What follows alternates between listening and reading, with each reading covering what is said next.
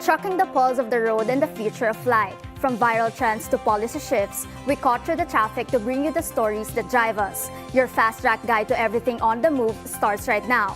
From the Billionaire News Channel studio to Mellow 947 BFM. Sitting in for Paula Del Rosario, I'm G. Barroga, and this is Shift Happens.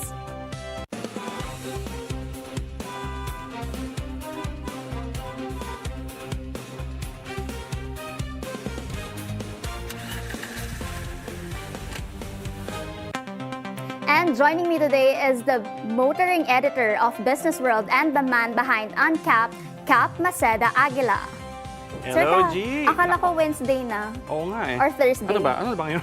Monday pa lang. Wala tayong sense of time. Okay, basta alam kong kulang ang oras natin now. So, umpisahan na natin. Let's get it on. Cars have always been more than just a means of transportation. They reflect how technology, mobility, and the way we live continue to evolve. And as the motoring industry changes, the need for accurate and trustworthy information has become more important than ever. Over the years, the way people learn about cars has continued to change. From print and television to websites, social media, and digital content, motoring journalism has kept pace with the industry. Today, the conversation goes beyond car performance and design to include safety, emerging technologies, electrification, viral situations on the street, and the future of mobility. As the Philippine automotive industry continues to evolve with new brands and changing consumer needs, the role of motoring journalists has become more important than ever. They help bridge the gap between the industry and the public by providing credible information, honest reviews, and insights in mobility. To help us better understand the evolution of motoring journalism, the rapidly changing automotive industry, and the future of mobility in the Philippines, we are joined today by my friend Dinzo Tabamo, Editor-in-Chief of Top Gear Philippines. A motoring journalist for more than 2 decades, he brings a unique perspective, one that not only celebrates cars, but also champions better mobility for Filipinos. Welcome to the show, Dinzo. Thank you. Grabe, luma ng videos at nakita niyo. Iba, ito na yung updated. Hi, Sir Dinzo. Welcome to Hello. Shift Happens. Thanks for making time. Thank you for inviting me. Yeah, so let's start off with last week, Sir Dinzo and Sir Cap. There have been a lot of road incidents that went viral, and it's very important to talk about these things, especially yung mga gun-toting incidents na it posed safety concerns for all road users. So why do you think these are happening at this point in time, and what should be done for this to be, not happening anymore? Well, it's an ongoing topic, so it's still evolving. Pero it's stressful na out there. We have stressful streets, traffic, ganon. We have a lot on our minds, politics and national issues and financial matters. So I think medyo may pressure cooker for more than a decade na yung Filipino motorists. So I don't know how to help that yet. But have you been in one? Road rage? Yes. And how did you deal with the situation? Or ikaw, Sir Cap? Madalas, well, I can say for myself, no, mainit naman ang ulo ko on the road, yes. But of course, when you act upon it, meaning if you do something bad, then that's on you. I think a lot of us are very competitive people. So I think when we're on the road, we sort of hate people cutting in and stuff like that. So I try to have a more even temper. I try to control myself when I want to react. But it's hard. I know it's hard. Ikaw, Dinzo, how do you... You just have to be the sane adult in the situation. Parang there are also profiles of those na tend to get violent. But in my case, you just think of the repercussions. Baka mag-viral ka or you get into a worse legal trouble. Ganun. So keep sane. That's true. Yeah, I got an information in my ears right now that we have the video na nag-viral recently, and the team will be rolling it in a while. So it's that of the... Ito ba yung si General, quote-unquote? Yeah, nagpakilala siyang general. So So Dinzo, how do you see this? Have you seen this? I mean, what's your take on this?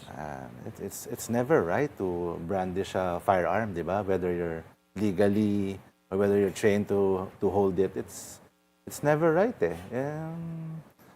Just talk to the person in a calm manner and try to thresh out what's wrong with the parking situation to eh. Yeah. Pero Yes. the moment na makita kang may hawak na barel, parang mali na agad, di ba? Why show deadly force? Correct. Game over na yun sa akin if you're brandishing a gun. Sabi Oo. nga ni Dinzo. And he goes a step further by actually, I think at one point, you can see that he's pointing the gun at the driver already. there's Plus, physical nananakit pa assault, siya. yeah. Yes. So those are two different things, both wrong. And I think, and I hope there's repercussions for this quote-unquote general. I don't know if he is actually a general or retired general or what, but malito on every level. Another viral incident is that of a green GSM taxi driver that is involved in a birthday prank. And both of them have been, summoned by the LTO to explain their sides. And we have it rolling also right now. We also wrote about Your this. take on this, because of course, taxis are public transport modes that motorists, passengers should feel safe whenever they are riding such transportation vehicles. Your take on Sige, this? Dinzo. It's the hunger for virality, 'di ba? Some of the younger generation want clicks, want engagement, so they resort to extraordinary pranks, and I don't approve of it really. And kailangan may limitations. I think if you want to have fun only in certain situations, I mean, keep it confined to other things. Pero yung ganito, and it's a good thing the authorities have called it out to make them explain. I think tama yun. That's correct. And even more so dun sa part of the driver, because I know that this probably violates a lot of things or ethics or whatever, the conduct that he shouldn't have been a party to this. This is just crazy, basically. And this is now where our role comes in as journalists, as motoring journalists. So let's talk about your journey, Sir Dinzo. Were you really into cars, into motoring before you become the editor-in-chief of Top Gear Philippines? How did you get into the industry? Yes.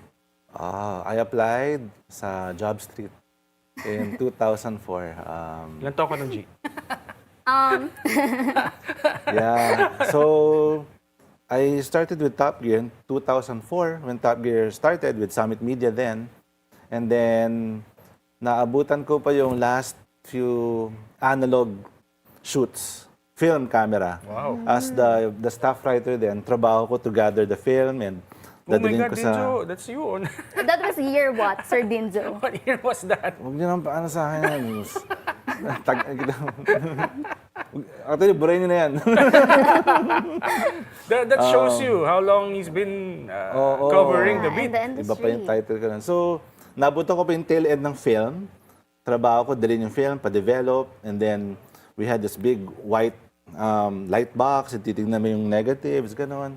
Maybe a year. And then, that's when the Canon started coming. The D30, tama ba? Digital D60. cameras na. Oo, nag-umpisa na, mga 2005. So, like, sina Vernon, nagdadala pa ng film sa foreign Foreign trips. Ako, di na, digicam na. So, matagal na ako, but naumpisahan ko din digital era. But I was with the magazine. So my first role was staff writer for the magazine. And the magazine was 2004 to 2018. Wow. That's when Summit Media said, it's time to fully transition to digital. And then I became editor-in-chief January 2020. And you know what happened the month after, yeah. di ba? Biglang pinasa na sa akin yung title, biglang okay, wala na pala akong gagawin masyado. Just nag-COVID, and then Zoom launches. And then in 2024, we took over na, me and my business partner, si Carlo Chungunco. We got the license for Top Gear. So it's been 22 years and it's fascinating. Parang when Summit was not gonna renew, panisip ko, pero okay na rin, 19 years. Parang at some point, ulit no? Launch, test drive, tapos konting biyahe, and then launch, and then parang, pero ngayon it's exciting with electrification. Biglang may new players, bigla, di ba? All the very aggressive Chinese brands. Since you mentioned also, no, since you've been in the business for a long time, aside from the tools that you use, of course, going to digital and even the platform from print to digital, what are some of the changes that you also have seen in the industry, whether good or bad? And in the way that probably the automotive media is like now, right now, how it looks now, who are in it right now, the practice of the, you know. Interesting. There are certainly more channels now. More new brands like Billionario. So exciting new brands. There are more avenues for content. It used to be print lang. Diba? Back in the day. Parang either magazine, newspaper, or TV. Diba? Yes. That's it. Broadcast. Ngayon, ang dami na. And the content has become more varied. So dati, in mga 2 decades ago, I just had a small digicam and then took photos and then sulat. And then 1 month later, lalabas na. But now, you have to do a few reels, galleries, ganun. You have to, taas kung if you're abroad, you have to bring an action camera and then put a mic on. Ang dami ng ano. Yeah. Was it hard of a transition, Sir Dinzo, from print, from magazine, now you're doing digital, sometimes TV? From magazine to web, madali lang. If you can write a good magazine article, you can write a good web article. The foundations are the same. The mastery, you still have to have mastery of the English language. The grammar is the same, punctuation is the same. Yeah. In a way, it liberates you. Sa dyaryo, may limit yan. Di ba? Sa magazine, And once it's kung ano-ano ginagawa printed. namin sa Adobe InDesign para magkasya yung article sa, di ba? Finite yan eh. But sa web, you can write 5,000 words if you can. Yeah. Wala na magbabasa nun, but yun eh, you scroll eh. Pero dapat immediate naman ngayon, di ba? That's the challenge also. You have, unahan ngayon, di ba? I mean, if you're talking online, then you have to come up with your content as soon as possible. Can be soon, but we still have features. Pwede din yung mga reviews na you can take a little longer or features or opinion pieces na you can take longer, ganon. In my case, lagi longer. But that's the beauty of online. May flexibility. You can put out a quick 300-word article, unahan kayo, and then, para if you have a big idea, you can take a few weeks to think of a think piece, ganon. So, in your 22 years in the industry, Sir Dinzo, what lessons have you learned that you're now passing on to the new generation of modern journalists? But before you answer that, we'll take a short break, and when we return, we'll explore how motoring journalism has evolved alongside rapidly changing world of mobility. Stay with us as we speak with Dinzo Tabamo, Editor-in-Chief of Top Gear Philippines. We'll be right back. You're tuned in to the Billionaire News Channel and Mellow 947 BFM.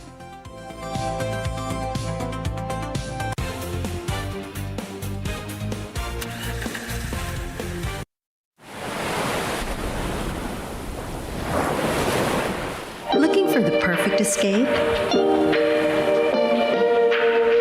Discover Club Nalu, a serene beachfront retreat where stillness meets style.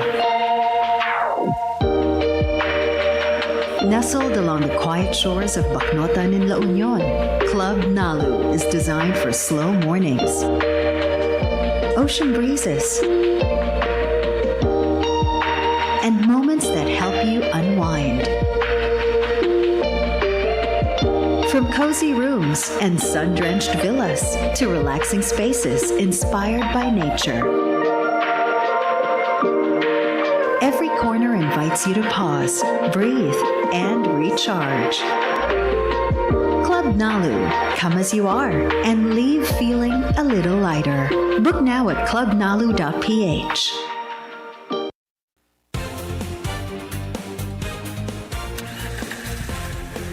And we're back. This is Shift Happens. I'm G. Barroga, and you're listening to Mellow 947 BFM. simulcast to BNC, the Billionaire News Channel. We're still here with Dinzo Tabamo, Editor-in-Chief of Top Gear Philippines and a motoring journalist with more than 2 decades of experience. So sabi ni Sir Cap, Gamitin niya talaga yung 2 decades of experience. syempre, yes. Bata pa si Dinzo, ah. Sabi ni Sir Cap, pinagre-retire na daw kita. So iibahin ko yung question. So what kept you in the industry? What's like the most memorable thing that you have experience here that kept you staying? It's a exciting job. We have a row seat to what's happening with mobility for the Filipino. And it's never been a more exciting time. Diba? When I started in 2004, routine na yan eh. Parang still gas or diesel engines, nagbabago yung bodies, and then konting interior features na gumanda. But now, different powertrains na ganon. And there were a few brands, I'm sure. A lot fewer. So it's evolving, and we get to see it in real time evolving, and we get to play a part in it actually. So that's what's keeping me interested in the industry. You also get to review the Discaya cars. Let's talk about that. Oh yeah. The We were controversial. invited by the customs. Gusto niyo makita yung Discaya cars before their auction? Oh, sure. So we went to the port area, and it's fascinating. Yun, no? Tinitingnan ni Dinzo yung Rolls Royce. Fascinating, oo. Nagbid ka ba? Nako, the prices on these things. It mixed feelings eh. On one side of you is a car fan, parang it's interesting. The Bentley is interesting. The Toyota Tundra, wala sa atin yan. Yes. So you don't get to see that often. And they're kind of cool. Pero also, they were acquired through wrong means, basically. Di ba? Suspicious means. So parang admire mo, pero parang hindi yata dapat, they shouldn't be here. In a perfect world, they shouldn't be here. Yun yung, but you admire them as machines. Yeah. Correct. So you really get to see, parang, this is the hard news part of it siguro. And I'm sure that's also something that you guys want to convey, no? You're not just about the as you said, like reviewing nice cars and showing them what's new, but also probably sharing important news items and stories that people ought to know, and to make them think and pause and see what we're headed to. I mean, we cover what the market is, what our reader will be interested in. Again, in a perfect society, those cars shouldn't be there. But we should be just talking about reviews, love for motoring, love for driving. Pero this is fascinating din eh. So that was an interesting video. And syempre, it highlights the disparity. The Rolls-Royce is mga 40M, the Bentley is mga 30. And then when you drive out, may mga beggars on the street. Di ba parang... true. What do you make of that? Yeah. Right nowadays, Sir Dinzo and Sir Cap, there are now new breed of journalists, and meron pang new sector na nabuo of Yeah. the influencers, Yeah. content creators, key opinion leaders. So what qualities and skills do you look for members of Top Gear Philippines or the motoring industry, motoring journalism in general? Interesting yan. When we're hiring, ganon. We're also hiring, by the way. Talaga? Meron, oo. Hindi, mahal ka. Hindi ka pwede. Well, we look for character. The skills you can teach. I mean, this is basic for all managers naman. The skills you can teach eh. Pero kailangan may foundation. Kailangan, if you're looking for a video producer, kailangan may foundation na yung video editing and camera skills niya. Pero the end ako, character. Kasi mahirap. If you can't trust your people, That's true. if may ginagawa sila na hindi mo gusto, and then you only find out years later, parang, So, character pa din. So wait, let me also say that si Dinzo, marami kami pinag-uusapan yan. So one of the things, if I may, one of the things that we talked about is that I asked him is it really important for, let's say, someone who's applying for a position at Top Gear to love cars, which car lover, let's say that's the qualification. Requirement. Yeah, that's the qualification. And why? If yes, why? If no, why? Worry ako sa those who say, there are different kinds of love. Some are too obsessed, na they only like certain brands. Hindi pwede yun. I mean, Yes. hindi pwedeng you only write about what you love. Hindi eh. Parang we're journalists eh. If you assign it to this brand, yan ang review mo. Whether you love it or not. Diba? And May mga ganun nag-apply sa inyo? may mga gano'n na meron din. Yan. Na kita mo bias. Yeah. Parang either BMW fans or this brand fan, which is fine. Pero we're looking for impartiality also eh. Di ba? That's right. So, it helps. Pero not the be-all and end-all for me na you're passionate. Ang gusto ko, you're passionate about the craft also. About the content na you put out. You care about what you put out. Are there pros and cons of having the Top Gear brand here in the Philippines? Naka-pressure with ba you? yun? It's already modesty. It's already famous. Kilala na siya. So, we're known. And there are familiar faces like me and Carlo in the team. So, the industry knows us. Yeah, as with anything, there are pros and cons, but there are a lot of pros. Do you have the full editorial content, or you get also opinion from the BBC branch? It's a different market. The UK market, it's different from ours. They have Citroën, Renault. We don't have those. So we pick what we syndicate from them. But they also have exclusives on mga hypercars that will probably never reach here. Yung mga limited edition Paganis, some rare Ferraris na only the UK can get. Mga Gordon Murray, people here don't even know, not know what Gordon Murray car is, but sobrang legend siya in racing. May exclusive sila sa UK. That's how naman, that's you can leverage that naman in terms of like getting content also from them. So that's how you also sort of get the advantage of being in a top tier. Yes, it's one of. And when we travel to other motor shows, like in Bangkok or or in Japan, parang Top Gear. So it helps us get access also. Sir Cap and Sir Dinzo, that's all the time that we have. Thank you so much for coming to the show, Sir Dinzo na Tabamo, yun? Seryoso? Editor-in-Chief of Top Gear Philippines. Hindi pa tayo nag-umpisa kay Oo nga, may marites pa tayo. Off the record Off lang, the sir. record, mamaya na pala yun, mamaya. Actually, mas juicy yun. Sa labas. Okay, and so that concludes our roundup of the stories driving the industry forward. I'm Cap Maceda Aguila. And I'm G. Barroga. Join us again tomorrow on Shift Happens, your fast track guide to everything on the move. Keep it here on the Billionaire News Channel and Mellow 947 BFM.